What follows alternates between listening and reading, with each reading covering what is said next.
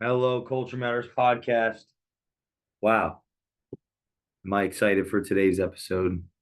Before I share our guest, here's a quote I picked just for this episode. Acquire worldly wisdom and adjust your behavior accordingly. If your new behavior gives you a little temporary unpopularity with your peer group, then to hell with them. Charles T. Munger, our dear friend, the one and only Kevin DeLory is back. We could call him the chief lending officer. We can call him partner at EPM. We can call him what his enemies used to call him before they died on the battlefield. But I like to call him a friend, an inspiration, a role model. He's helped me just by being himself. And I mean, I've met people that he's mentored and the culture that he's curated over years. And I'm so happy to have him back on the podcast. Today, we're going to explore uh, C Day, its aftermath, Kevin's journey through trials and tribulations and successes and wins. And thanks for coming back on the show. Thank you for having me. Sorry for my voice. I got a little hoarse. I was a little sick last week, but feeling good this week. But I'm excited. I always go very deep with you, and when I usually after this, it's like a session for me. It's like a therapy session. I feel a lot better because I get some things out that I've been holding in. So I'm glad to be on the show today. I'm curious your thoughts on this. Acquire worldly wisdom and adjust your behavior accordingly.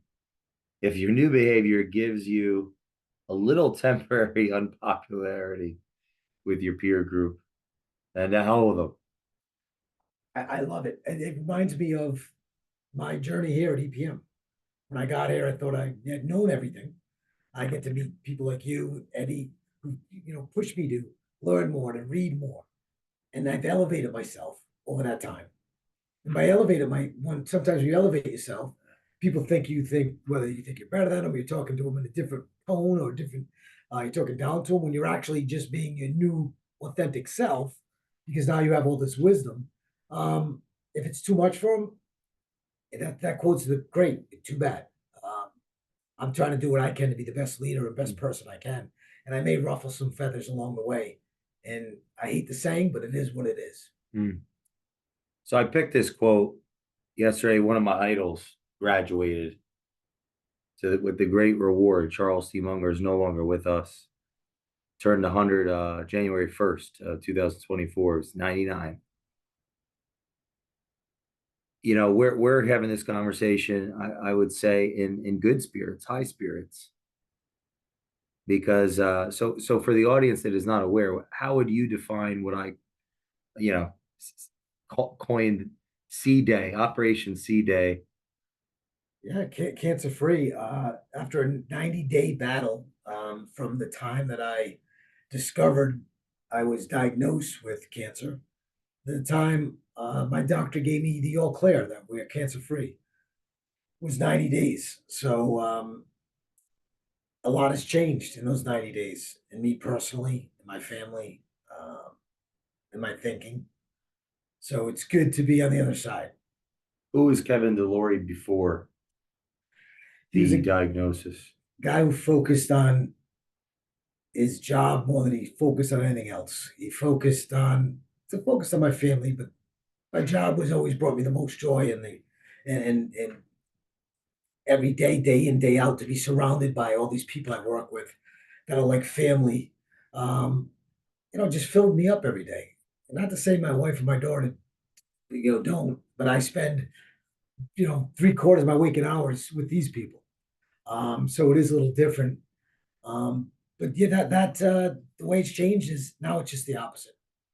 I realized how special my family is to me and how important it is to me, to always be there for them, because I felt invincible Mm. before that day. My grandparents lived to be in their 90s. I just figured it's going to be mine too. We lived till I'm 90. And on August 15th, I got a slap in the face that woke me up. and said, every day is not promised. So what are we going to do with the time now? And my whole thinking changed that day on. What do you say to our listeners who's finding that out just an hour, who found that out just an hour ago, facing what you faced on August 15th? It's scary. It's there's no other way. When I look back and look at the picture, I look at I took a picture of myself while I was waiting to take off from Atlanta to fly back to Rhode Island to have the surgery. And the look of fear in my eyes and my face is something I've never seen in myself before. But you got to get over that quick because it's time to fight. And you got to choose what you're going to do. It's going to be feel sympathetic for yourself, or you're going to be feel sorry, or you're going to fight. You only have two choices in this. And I chose that I'm going to fight and win. And I'm going to be the one to go after it, not wait for it to come after me. And that's the attitude you need to have. What are some of the mental word tracks of the victim that pop up? Yeah. Well, me, I can't believe it's me. What did I do wrong to deserve this? All of the things where people start to feel like, it's on them. And I'm not going to sit here and lie. I mean, my first thought was, the look at my face was, why me? How? Well, why do I deserve this? Come to find out, God gives you what you can handle. And I could handle this. So it was that 1 to 2 hours of not a pity party, but really thinking negative, of being sympathetic to old poor Kevin. And then after that, it was, all right, let's get this started. Let's start fighting. But you got to get out of that sooner than later, because the more you stay in that train of thought of why me, the harder it is to get out. And I knew that going into it. And as soon as those thoughts were creeping in, I said, I got to shut these off as fast as possible and get ready to fight. Yeah. How about the word tracks of the fighter? What? Yeah, I'm ready. Let's go. I throw that, no different than when I, shave my head, shave the hair off my head. It was, I'm not waiting. I'm not giving this cancer any power. This cancer will have no power over me. I will take it off so it can't fall out. And I did that. I come to work every day because this cancer will have no power over me. I'm not going to change my life.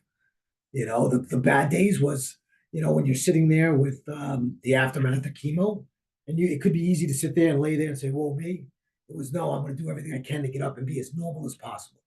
Now, normal had changed. Couldn't be on camera. Couldn't sit up straight for a long period of time. But I fought through it, even if it was laying on the couch to be on a call. Because I knew that's what I had to do to win. If I have the right attitude, I'm going to win. Yeah, 1 to 10, how painful? On the bad days, during the chemo, it didn't hurt at all. They're pumping me with steroids and everything else. The 3 days afterwards, I went 5 days a week, which is pretty intense. Good Monday to Friday. Wow. Saturday morning, I would tell my wife the boogeyman's coming. He'd come on Saturday, Sunday, Monday, Tuesday. And the pain was unbearable some days, where you just couldn't get comfortable. You couldn't sit. You just felt like you're going to be sick at any minute. But again, if I found ways to think about other things, to think about the positives, to say, okay, Tuesday I'm going to be better and I'm going to be back and drive myself to the office. So those are the times, those 3 days were the tough days. You had to keep reminding yourself, it's only 3 days. Some days it was 4. But on day 5, I'm coming back strong. You think your office culture helped you in any way? 1,000,000%. I say to this day, if they're like brothers, like family. So to come in and still have people talk to you, not as a cancer patient, that's the hardest thing, is to realize that you are a cancer patient. It wasn't until one day I was sitting in front of the mirror that I looked and said, I look like a cancer patient, and said, wait a second, I am a cancer patient. But in these 4 walls, I never felt like a cancer patient. It was still the camaraderie of, my teammates, of still, having a joke for me when I looked like crap, still coming in and checking on me every morning. After I said I didn't want to be bothered, they would still come in and, I'm checking on you because I want to. So, definitely helped me. It gave me strength when I didn't have the strength that day I needed to fight. Where do you think you'd be without it? I'd probably be the guy, me, mentally a little more torn up than I am today. would hope I'd still be cancer free, but I don't think I would come out, uh, you know, as unscathed mentally. I was just telling someone this morning that when I was in these four walls, there was never any anxiety. There was never any Hmm. fear. It was when I was alone driving in my car, going home, or sitting at home. My wife and daughter were at school, of wondering, what about me? That's when the negativity, the fear would creep in. But the minute I got back here, it was like a boost. They would carry me through for another 3 or 4 days because I got brothers here. I got teammates. They got my back. Hmm. They want to see me win. I got to win for them. They all played a role, whether they know it or not. Whether it was the guy that would joke with me about the way my head looked, or the guy that said, that would bring me food to say, son, I want to make sure you put a few more pounds back on. Every one of them played a role of my strength, of giving me strength. Makes me think about the disenfranchised teammates in companies, like Yeah. the ones that feel disenfranchised. I don't know. Do you think you have? Is there now that you've gone through this and you had that team pull you up? What does that make you think about as far as those that feel disenfranchised from their teams Yeah, and how on an island they work? I'm thinking about you being home alone without the culture, and then those that are in culture but they feel as though they're see that. I see that in a lot of places. yeah. You see it everywhere I look, where these people say they have these cultures, and then I watch the way that they talk about each other when they're not in the room, Mm. or the way they would cut them to get the next deal and make their next dollar. Um, I don't have that. I think the culture here, and the culture that I've always had in my 20 years, this EPN has been the cherry on top for culture. Mm. I've never realized till some of our conversations I've had culture for 20 years. It was more about our interactions and not even thinking. It was just there. I didn't Yeah. need to think about the culture. It just happened because of the right people in the right role. And I think if somebody's out there on an island and they're probably working for the wrong company, um, or they and if your heart's not in something, you're gonna lose. The same way my heart had to be in my fight, I would have lost. I would have lost before I started. Hmm. So yeah, I see a lot of it, and I would say to them, look, you can't change everyone around you. Either the culture's there or it's not. You could make suggestions and they embrace it. Great. Just hold on and try to change it yourself. It only takes one person to change a culture. People think they need to type it on their business card, paint it on the walls. One person could change the culture with their attitude, with their ideas, their thoughts, by sharing that. And if they can't be that catalyst at the place they're at, then move on. You're only slowly dying in that seat, emotionally, mentally, physically. Just get out. Go somewhere else. I'm a listener. I want to change the culture. Where do I start? Attitude, ideas, thoughts. What's your advice to me? Start with you. Be the leader. You don't need the title to be a leader. My very first job as a leader, I didn't have the title. I didn't realize I was the leader until they all looked and the doors were closed and they said, "What do we do next?" That's when it clicked to me that I was the leader. I changed that culture, and I was good at bad with culture when I was younger. I was bad for the culture sometimes, Huh. and no one ever put me in my place and controlled me. What do you mean? I was a young hot shot, 28 years old, making $1 million, and just, what's wrong with you? Why can't you do it?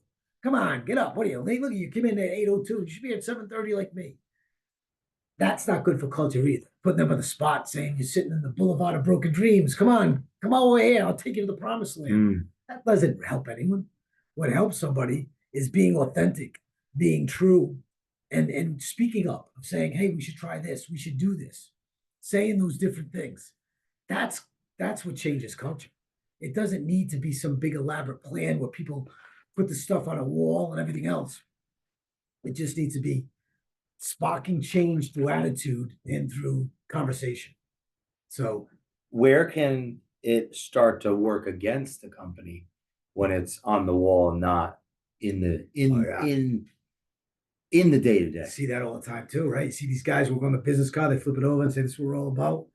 And then you go to their office and then anything but that. Right all the way up to the leadership. They spend millions of dollars. I've been a place, spent millions of dollars we wanted to change our culture and our messaging.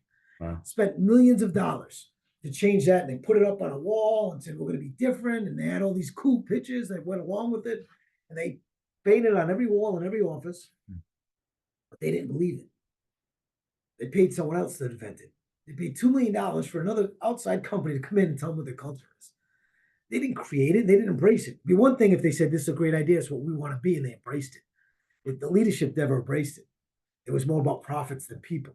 You'll never have culture when you put profits before people. You'll have success when you put the people first. It's like I've been saying since I've discovered my issue, and that was health before wealth. We can't be a good company if we're not a healthy company. The wealth will come, but the wealth will mean nothing if we're not a healthy company because we'll be out of business in 2 months. So every person I talk to now, I always say you have to put the health first. And even to me, for myself, I never put my health first. I put my success first. And then all of a sudden it became real. What's the most important thing then? Your health. So all of these companies, if they don't believe it and they don't buy in, and it's just words on a wall, people are going to throw it in their face. They're going to say, look at them, they're just hypocrites. They want us to feel good. They want us to do it, but they don't do it.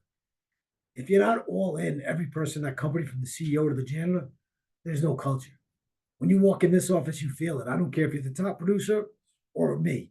There's an electricity you feel. There's a buzz. Yes. And it's created by, they know it's real. I am who I am. Kenny is who he is. The leadership here is what you see is what you get.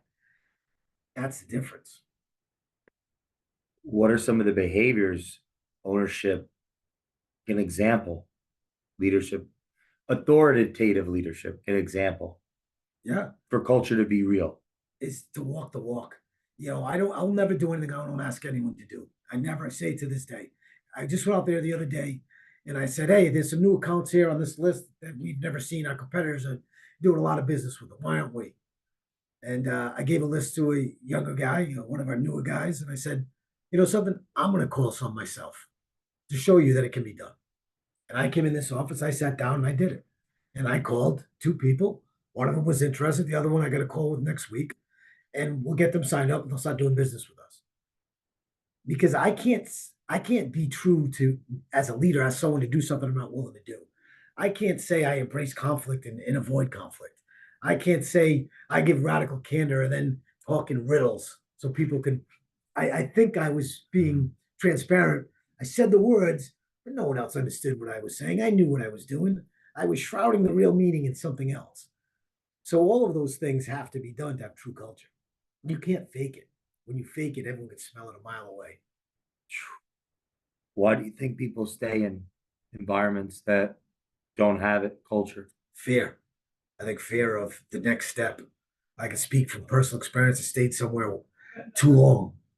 The culture was disintegrating. They spent $2 million to invent the culture. And the culture, nothing changed. It got worse, actually. Really? They wanted to force feed you all of this culture, wanted you to behave these ways and do these things.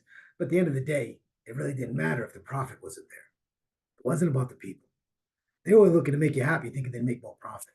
That's when it goes wrong. So powerful. That screams of cult, not culture, because the cult is the projection, the abdication of responsibility of the organization onto its people, right? Hitting the whip, or you go to like one of these dictatorships. It looks beautiful, and they say, well, what's really going on?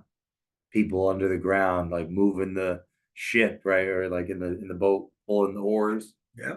So you've actually experienced that hands on. Yeah, and the fear is, do I want to go start over and do something else? Maybe it's worse everywhere else. It wasn't until my whole way of thinking has changed. The more I read, the more I discover different thoughts, different theories. That is when I changed and said, "There's nothing to fear. I'll be great no matter where I go. I could leave here tomorrow and go in a different industry and still be a great leader." I think that sometimes fear holds you back, or complacency. Like, well, they're paying me good money. I don't really believe in everything they're doing, but I'm going to stay anyway because it pays my bills. Here's a quote for you. In my whole life, I have known no wise people, parentheses, over a broad subject matter area, and parentheses, who didn't read all the time. None. Zero. You'd be amazed at how much Warren reads and at how much I read. My children laugh at me. They think I'm a book with a couple of legs sticking out. Charles Munger. What comes to mind? It's just the change in my life me personally, of reading, of picking up books and learning more. I was just sharing today with my doctor of my physical. I said, I stayed at the hospital. I wasn't a big fan. I said, I just want to share with you. I said, you ever read Turf Wars, Huh. Silos and Politics by Patrick Lencioni? I said, the hospital I stayed at was a case study. Like I said, really interesting. I said, never out of the hospital was in there. And I would venture to say they're worse today than when he wrote that book, and they're supposed to be better.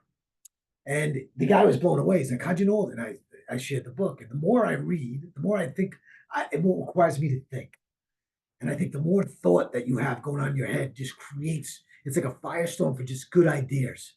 And they're not all good. Some of them are bad, but it really gets my wheels turning. And then one of the toughest things about my 90 days of battling cancer was my intention was that I thought I'd be able to read more because I'd be in these chairs and I'd be getting, I'm tied up for, I was getting 7 hours a day treatment, that I'd have that, Wow. but I couldn't get my peace of mind right to be able to pick up the book and start reading. The first thing I did is order 4 new books when I got out of the hospital.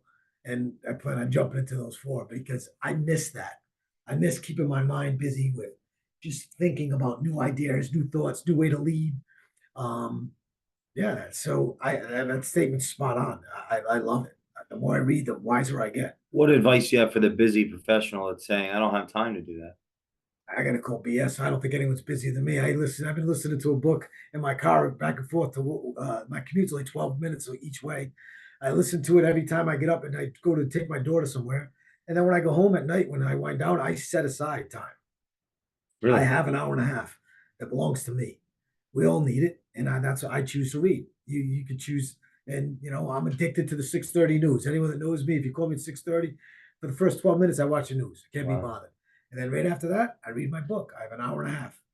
You'll always find time if you want to. Making an excuse is just an easy way of not doing it, not making a commitment. You did work during your cancer treatment. Yes. Did that help or hurt or neutralize the process? Yeah, I was very honest with my primary care physician today that I had to work because I had to keep my mind busy. Because when my mind was idle, I would think all the things of what if it doesn't go right? What if it doesn't work? When I was busy, there was never a thought. There was only a thought of, being around these people that believed in me so much, saying, I can't let them down. I will win. The positive thoughts just flow when I'm in this space, when I'm on the phone with my people. When you're home alone, it's tough. Your mind will race. The 3 days that I would have the real bad side effects, they weren't the toughest days. They were tough physically, but it was really tough mentally. Of, geez, can it get any worse than this? Can I feel any worse than this? And yeah, that was a battle every day that I had to do all by myself because I was home alone Hmm. for 3 days of those 3 days, and I really had to battle through it mentally. And it was to do a lot of my reading I've done in the past that would pop into my head to help me fight with that. You know, So, who's Kevin DeLory today? Today he's a guy that is very in tune with his body first and foremost, puts his health before everything. Is a much better dad, a much better husband, much more understanding, much more forgiving. Still have high standards. That hasn't changed, but I'm much more forgiving. And I think now, before I say things, I wonder what they're going through. And I ask them more questions Really? before I pounce. Because if you didn't know me, if I didn't shave all my hair, nobody would have probably known that I was battling cancer. When I look back and look at my 90-day journey, I did a video every day. And it wasn't until after my 2 weeks after my first treatment that I decided to cut my hair. For those first, that first 30 days, you would have never known I had cancer. Hmm. I lost a little weight after my surgery, but that was it. Um, so no one knew what I was going through. I didn't expect to be treated differently. But now I'm a little more empathetic to what people are going through because you never know. Because what if you're the caregiver for someone going through that? It's just as difficult. I would challenge that it was been more difficult for my wife than it has been for me Why? because I want to fight this on my own. I don't want people to be bothered with my problems. To me, this was my problem. I didn't want it to affect my wife or my daughter. I told my daughter I shaved my hair off for a fundraiser so she would realize why I had no hair. But my wife, for the minute she picked me up, she cried. She picked me up. I remember like it was yesterday, and I said, "I cannot have you cry and me be strong, because you crying will make me weak. It will make me want to cry. It'll make me upset. I need you to do the best you can of being strong." And that's not her. She's not built like me, but she did. She was strong. She never cried again from that day on. Wow. She put out a brave face every day for me at the hospital. And she wanted to be a caregiver for me when I was home. Do you want some tea? Do you want this? And I'm just the opposite. No, I can do it. I can still do it myself. I'm not crippled. I want to be left alone. Let me handle this.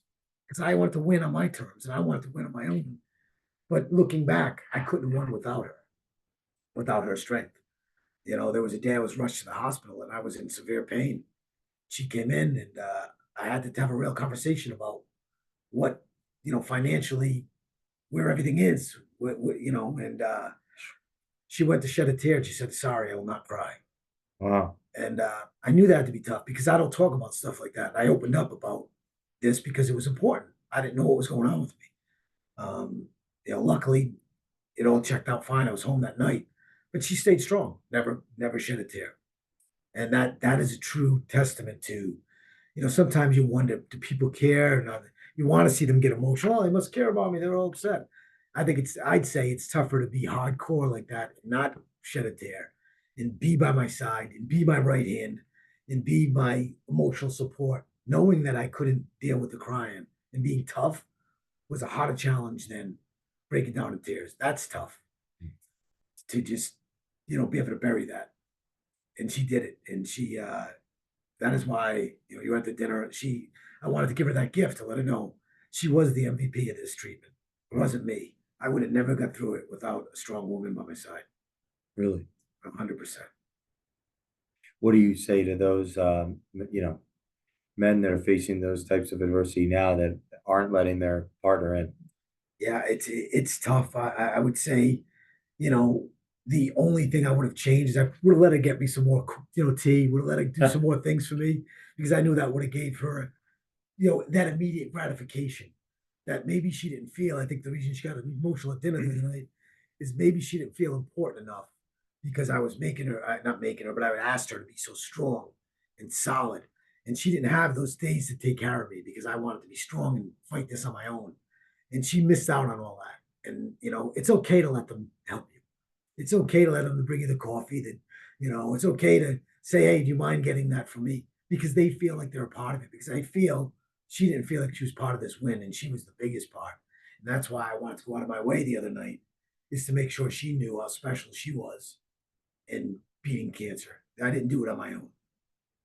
You think it's hard sometimes for leaders to let go of certain things? Because I'm thinking if I'm learning one thing from this conversation, it's if you're showing the way, like we're doing it, Yeah, it can be hard to step out of the way. 100%. I think as a leader being away, I had to depend on my right hand man, and I had to make sure, um, and it was funny. You say that because I had to get out of my own way, and I was in the way because I would just do things because I could do them. I didn't need to teach you. I could do it in 2 seconds and be done with it. Realize I was depriving him and saying, okay, I gotta tell him how I would do it and let him do it his own way. But as long as the outcome's the same, that's all we care about, right? And get out of his way and let him. He made a few mistakes, but we had conversations and say, here's why you shouldn't do that way again. But he had to learn, and I had to trust because the more I showed trust and got out of his way, the better it got month over month. To the last month, it's the best it's been in a long time because I got out of his way and I gave him the authority and the leadership. You think they're connected? 100%. Yeah, I think I am one of those people that it's easier for me to do it. It'll take myself 2 minutes to do it rather than telling you the way to do it, explaining to you, and then you doing it. And if you don't do it right, I can go back and do it anyway. And that's stuff tough to let go of when you're always in control. What I learned from cancer is I'm not in control of everything. Really? Yeah, they taught me a lesson the hard way. You think you're in control? Let me throw you this curveball. You knew you felt something different in your body and you ignored it. Well, now you got to deal with the repercussions. So listen to other people is okay. Listening to your own self talk is okay, and you can't control everything. What's that pin mean? We are wholesale. What that means is, Eddie had made a commitment to the broker community, and we decided that we are wholesale. We are the definition of wholesale lender. We don't compete against our brokers. We give them their leads back. We give them their business back. And something I think that we're setting an example. We're not trying to create a following here. We're doing the right things, and people are just following us. And that's a prime example of the way wholesale should be. They should be a partner to the community and not telling the community the way to do business. And that's something I've embraced. Anyone that knows me hears me talk about community all the time. And the wholesale community is important to me. How do you see the term service coming into that relationship? Yeah, I think I grew up. It's funny. Yes, I don't know if you know this. I grew up in the service industry. Grew up in the restaurant business. Family's always been in the restaurant business. And when I was in college, I was a waiter and bartender, and always gave want to make sure people felt the hospitality when they came into when I was working. Make sure they got the best service they could get.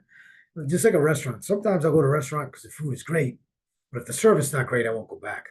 Really? If the food's mediocre and the service is great, I go back every time more than I will to the place with the good food, because that's a whole part of the experience. I feel wanted. I feel like they want me there. I feel like they enjoy my company and they want to do business with me, and that's big for us in our industry. I think a lot of people think it's all about rate and product. No, it's about service. How do I make you feel? If I give you bad news and I'm honest and I'm direct, that makes the other people may be afraid of it. To me, I embrace it. That's part of service. That's part of being a good partner. That's got to, being a good teammate.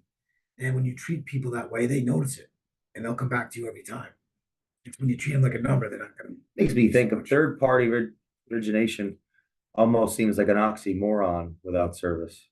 Oh, 100%. And a lot of people just want to use it they want to try on technology. And you'll hear me say all the time where I believe in conversation over communication. To me, conversation is a big part of service. You need to hear my tone. You need to hear the emotion of my voice. You need to hear all of that. So, service is a big part. And part of that is I preach to my guys, let's not hide behind an email. Let's not hide behind technology. Let's pick up the phone. Let's get to know these people.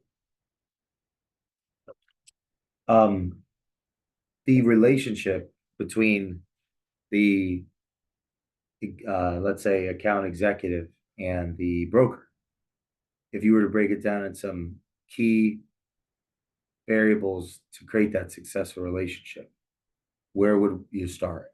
Right, master class. Yeah, master class is something that a lot of the young guys have a tough time with, and that's honesty. They want to skate around the issue and look for another reason sometimes to give bad news and say it's on you, instead of just being honest and saying, let me lay out the facts for you and see if you follow me and educate them. Right. So, you can't educate somebody if you're not being honest. They can only get better when you're honest and educating them for the next experience, for the next time around. So I think you got to start with honesty. I always tell the guys, bad news, a dish best served hot. Don't sit on it. Don't wait. When you find out, let them know. They'll respect you for that. I've seen a lot of people in this business that will just, oh, it's Friday. I'm getting out of here. I'll deal with it Monday. That's not good. For us, it starts with the one thing we always try to do is be honest, even when it's brutally honest and it may hurt the other person's feelings. You do the best you can not to do that. I have a question for multiple choice. If I'm an account executive manager, the building a relationship with the broker, am I working the same hours, less hours, or more hours? Multiple choice question. What do you think? I've always been a more hours guy. I want to put as much time in there to get to know people as I can. I mean, in respect to the broker. I'm sorry, I should have added that in. Like, right, I have a relationship with the broker. I don't know. I don't think this will change your answer, but just to make that as clear as possible. If I'm the account executive and I have a relationship where I'm serving the broker and I have multiple choice question, less hours, the same hours, or more hours than my broker, what do you think? Yeah, I got to be more hours. I got to stay with it. I got to show them that I got their back and I'm going to be here to do everything I can to make sure. Why? That they're big, because I want to earn their business, and I'm going to do everything I can to make sure that I'm here, making sure every one of their files are moving. They're not just theirs. They're broken out the street. So that my goal is always to be the first one in, and the last one out. It's something that I've prided myself in this business. I'm returning calls at 7:30 in the morning. People are like, "What are you doing? Why are you calling me so early?" Because I just got news. Your file's approved.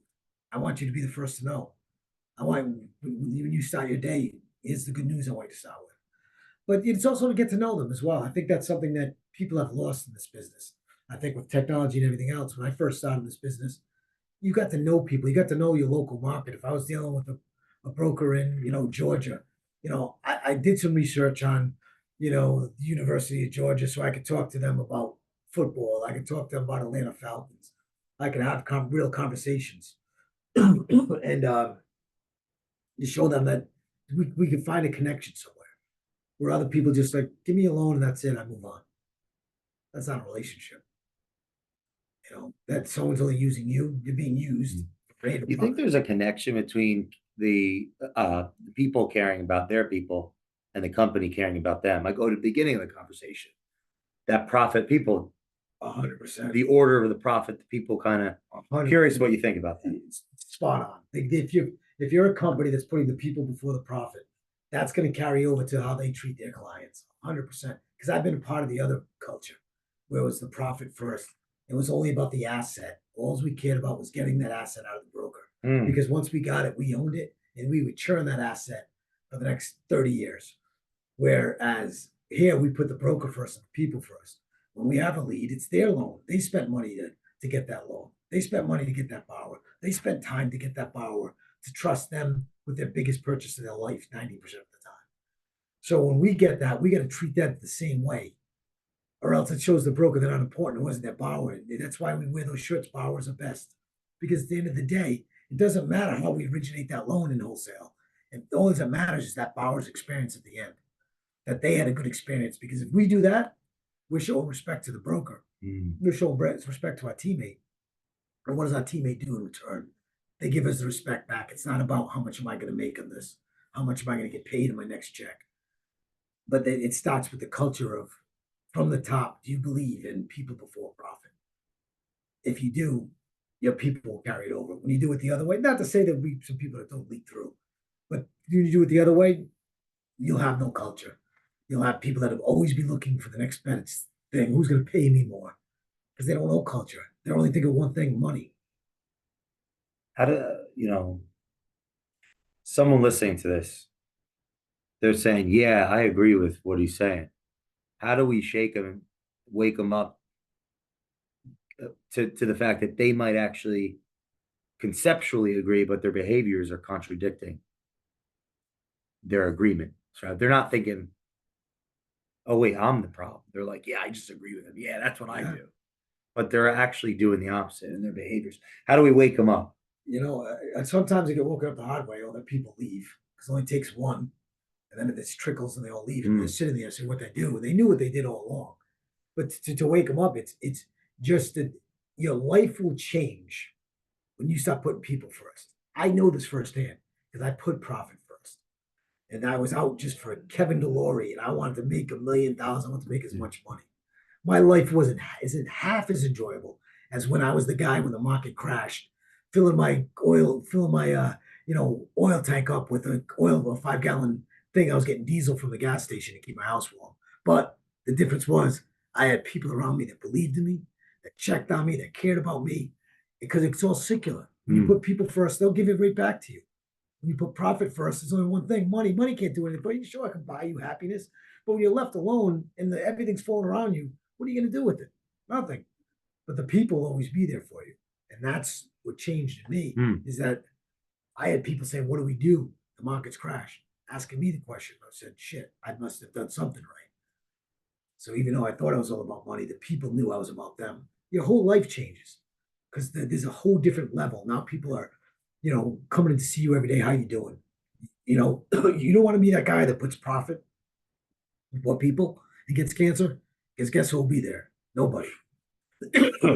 Wow. So, every day I had a line of people at my door asking how I'm doing. Because I put the people before the profit. The profit will come. What is the opportunity right now in the lending space? That's a great question because I said something this morning. All I heard in 2023 is the rates. Oh, woe me, not many borrowers. Business is going down. Oh, this stinks. And I'm sitting here saying, I didn't care if the rates went up or down. I was growing this business. We had a meeting 2 years ago. We said, if rates go up, what does it do to our business? If rates go down, what does it do to our business? You know what my answer was on both? We grow. I keep bringing in the right people, surround myself with the right people, and have the right mental attitude of they don't listen to the noise of the news can't tell you what the market's going to do. It can tell you what direction is going on. You decide what the market's going to do. You decide your market share. If you come in, whoa me, it's going to be a tough 2023. Oh, mortgage applications are going to be the lowest they've been in 10 years. Well, that's what you'll get. If you come in and you see opportunity to say, there'll always be a one and two. There'll always be someone in front of you. Only one person can be number one. As long as there's people below me, there's business for me to get. And that's what we look at. And going through what I went through this year, something there's no rate that's gonna slow me down. Is part of your belief system, is that based on the fact that there are still going to be people buying and selling? Yeah, we do 80% of our business purchases right now. People are struggling. We're averaging 150 uploads a day. People are struggling to get to 30 a day. Our rates aren't the best. We have the same product as they do. What's different? And some people ask me this all the time. What do you do different? I say, you're not going to believe this. It's our culture, the way we lead, and the way we treat our people. That's what's different.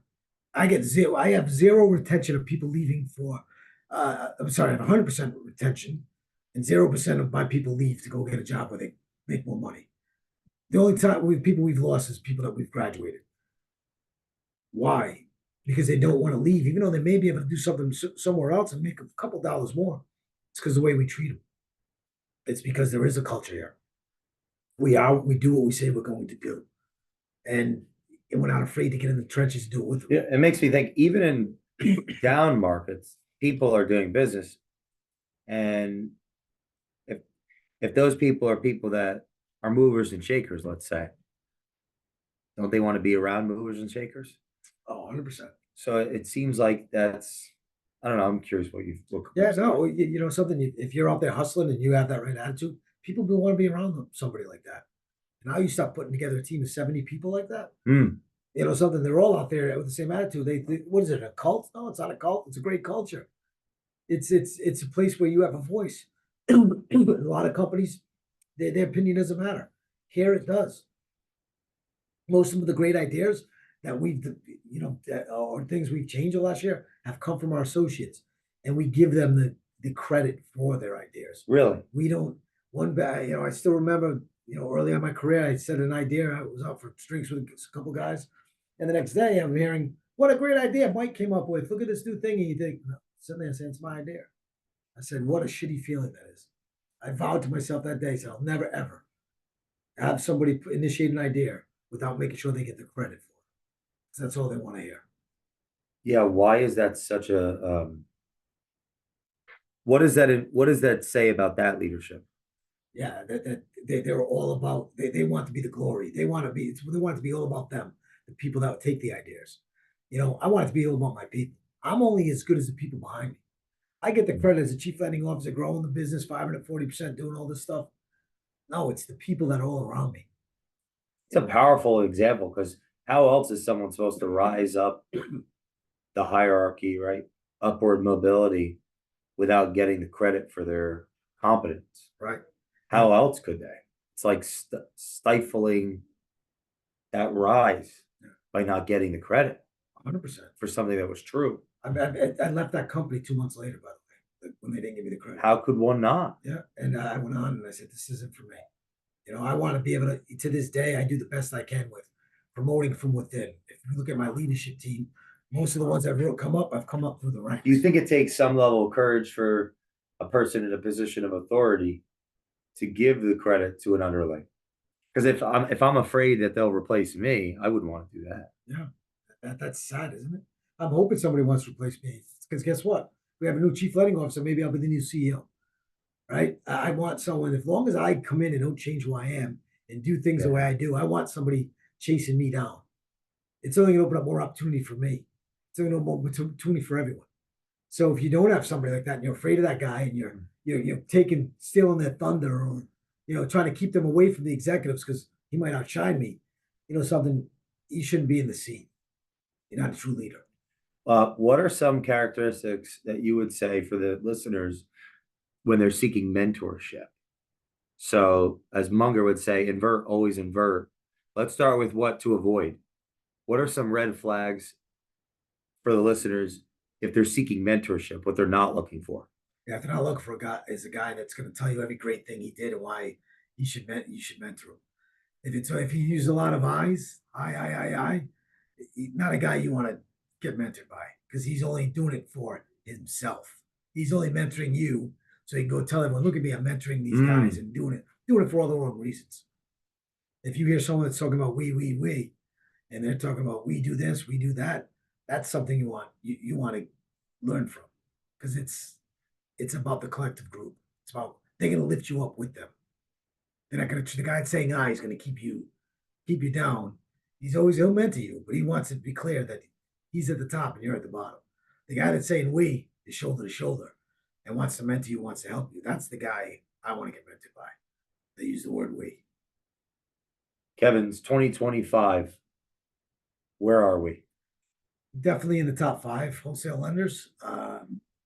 I can't see with the trajectory we're on. I can't see that not happening. I think the herd will thin a little more. I think we're already seeing that people exiting the space. I think the strong will get stronger. I think will we continue to grow? And hopefully I'm able to help our next generational leaders get their next promotion. That's probably what I'm most excited about. Having there's a lot to look forward to. There's a lot of even little things now after what I went through that I look forward to in 2025. But in this space, I just see a lot of great things for a lot of the people that have trusted in myself, Phil, and Eddie to grow this company and just watch it explode. There's 3 people that come to my mind. An admirable trait of Kenny Phillips, who you work with every day. He is one of the most loyal guys I know, and he's one of the best dads that I know. Phil Mancuso. He is the most authentic person you will ever meet, and he is by far a genius in the secondary market. And I'm glad to be able to call him. And a lot of people don't know this about Phil. Extremely caring and sensitive. I realized that through what I just went through. He is an amazing dad as well. When I look at him and Kenny, I just look at the way they are with their sons, and they're great parents. Eddie Press. They all have something in common. Definitely another great dad. Eddie has definitely become like a brother to me. I think, just what he did when he found out that I had cancer, sent someone to the hospital to sit with me to make sure that I got back on. I got the private jet for me to make sure I got back home as fast as he could. Was on the phone with my wife planning every doctor visit, every hospital I should go to get checked to get a second opinion. He's been a mentor, definitely. He is the real reason that I read so much. It started off where he was ribbing me a little bit. And I started reading, and then it just took off like wildfire and didn't realize how much it would do to me. He did. He did and pushed me to that. So I would say he's a mentor, a brother. He's like, even though he's younger than me, he's like my older brother. Some days like a kid brother when he's joking, I gotta reel him back in and let him know I'm still older and have a little more life experiences. But definitely a great dad, truly caring about everyone in his family, not just his own. He said something the other day. I care more about your kids than I do my own because I know that my kids have me and I know what they have this, but I always worry about everyone else's. That says a lot about who he is as a person. So I think that's probably what I admire the most about him is he's selfless when it comes to that stuff. How about Tony behind us here? It's funny. Tony was with me for we went to college together. Was with me early in my career. Separated for about 20 years and has come back and uh, I don't know where he's been. I wish he didn't leave us for the 20 years. And he is another guy that is a great dad and truly caring. Every day he comes in, checks on me, as pushed me to do the right when I was having bad days, pushed me to have a good day, but always in there checking out. Truly a caring guy. Truly, there's a friendship there that I forgot just how valuable it was. Joe? Joey's reminds me of my grandmother. He's like the grandmother of the team. Even though when I tell you, like, can you stop asking me how I am every day? He doesn't let down. He makes sure I'm fed. He comes in, every day at lunch. Do you have something? He's trying to feed me whatever he made the night before. Um, truly a class act and like very lucky to work with a lot of guys that have traits. My two brothers that passed away, they keep their spirit alive. And I see something in every one of them that come in here that remind me of one of my brothers that are no longer with us. And it makes my day. Keith? Keith is I'll tell you what, he's one hell of a dancer, I can tell you that. Really? I went to a wedding with recently one of the young guys out here got married. Right when I had found out, I was not, my first wedding, not having a drink or anything, and it was out of place. And Keith made my night. And he sat next to me and kept me laughing. He's he started out as somewhat as a mentor to me, and now the roles are reversed. And hope I'm doing a good job mentoring him as he's done for me early in my career. But definitely a caring guy and a great dad. Right. Jeez,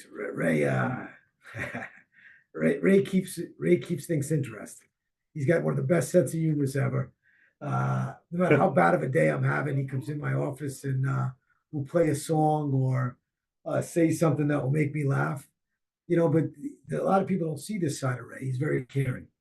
He drove an hour every weekend to bring me food for the weekend. Wow. And to make sure I had things because he's a great cook. Let's face it. My wife isn't as good as him, but he brought me food every week to make sure that it was something I enjoyed, and that says a lot about who he is as a person and what he thinks of me. And our friendship has been strong and only got stronger through this. Christian and Jason share an office. Yeah, the young guys, they're young guys, and they think they don't. I don't learn anything from them, but I do. They keep me young. They love to bust my hump. So even on my worst days, they made me laugh. Um, and it's good to see those two guys. Both of them I met in restaurants. Really?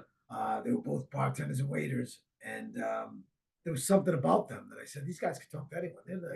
They have great personalities. They're smart guys. What are they doing here? I came up with the hospitality business. I think hospitality is one of the most important thing you can give in a service-based business. Because people say we're the money business. I say we're the service business. Because I only make the money if I give good service.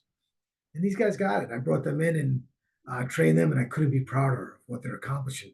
I love to see that they're buying new homes, new cars, getting married. Wow. I feel like I'm part of that. And I'm proud. I'm like a proud dad. I look at those two guys. Jonathan is over here. Yeah. You got and his cousin Justin. Justin, yeah, those guys, the two guys, we sit on this side of the office. So there was a special bond in those 90 days of 2008 to 2009. So there's two suites. Really? Even though they're connected. But every day they went out and made sure I had lunch. I was in the office. Every day they checked on me. Just two good guys. They all have the same quality. It's funny. They're all great dads. When I think about it. Really? They all have this quality about them that I look at them and they've been dads longer than I have been, which is funny because I'm older than all, except for Ray and Joe. But I learned things about how to be a good dad from almost all these guys in here because I think it's one of the traits that we all have. And I think it's one of the reasons we all get together so much outside of work is because we all care about our families. We all care about our kids. And it shows when I was sick. They took care of me like I was their son.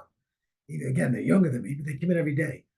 What do you want, boss? What do you want to eat? What can we get you? You feel like this today? You feel like that today? But never made me feel like a patient.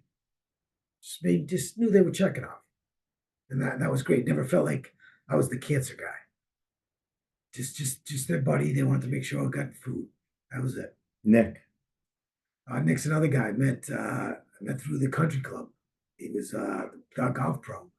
And he reminded me a lot of myself. He was in a position where he liked what he did. He loved, he's passionate about playing golf, and um, went on to, to be a full-time pro, and realized he met a girl, fell in love, and his lifestyle didn't match the girl.